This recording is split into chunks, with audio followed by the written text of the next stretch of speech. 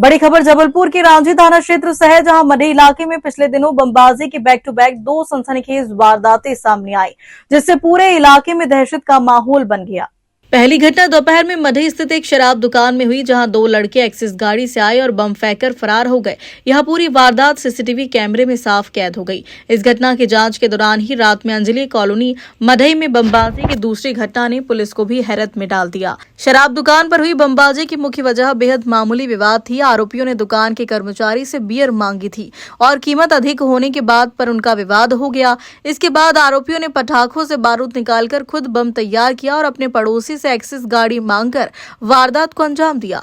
Police ने तुरंत 3 टीमें गठित की और सीसीटीवी फुटेज के आधार पर कार्रवाई की और शराब दुकान मामले में संलिप्त दोनों अपचारी बालकों को हिरासत में ले लिया है। वहीं अंजलि कॉलोनी की घटना में शामिल 3 बालिग आरोपियों समर सोनकर, सांझ सोनकर और हर्ष राजपूत सहित 3 अन्य नाबालिगों को भी गिरफ्तार कर लिया। Ramakant Dubey, bureau chief, Jabalpur.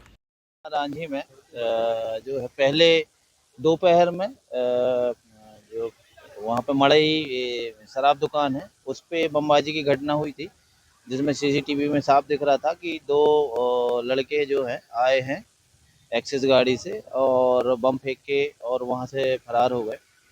एक वो केस था, उनकी तलाश पुलिस कर ही रही थी। पहले तो आइडेंटिफाई करने में हम लगे थे, सीसीटीवी वगैरह देख रहे थे और उनके पीछे पुलिस लगी थी।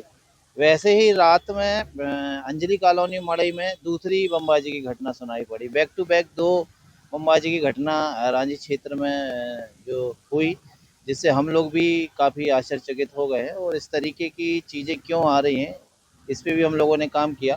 हमने लगातार काम करके 3 टीमें बनाई और इसमें सभी सीसीटीवी कैमरे दिखा के और पहले तो आरोपियों को चिन्हित किया और एक ही दिन में हमने जो है सभी आरोपियों को जो है गिरफ्तार कर लिया था।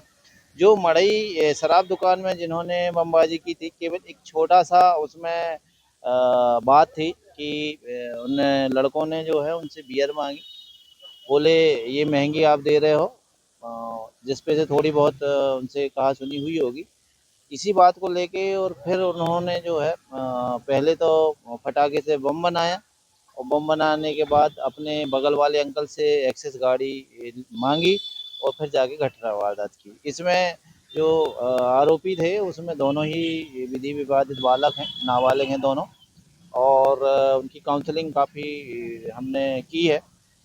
इसमें दूसरी जो घटना थी जो अंजलि कॉलोनी में हुई, उसमें तथ्य सामने निकल के आया था कि उसी दिन शाम को 8 बजे सिविल लाइन में 7 स्टार होटल के सामने होटल वाले से कुछ उनका विवाद हुआ था और होटल में जो रिसेप्शन में काम करता है वह लड़का अंजलि कॉलोनी के आसपास रहता है। तो इन्होंने उसके घर का पता लगा के और वहाँ पे बमबाजी करके दहशत फैलाने की कोशिश की।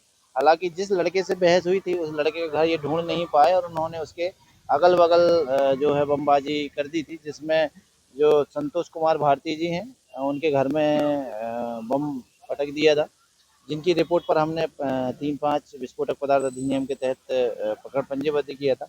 उसमें 3 जो है आरोपी, जिसमें समर सोनकर, सांझ सोनकर, ये दोनों बाबू नगर के रहने वाले और एक हर्ष राजपूत जो कि रक्षा नगर का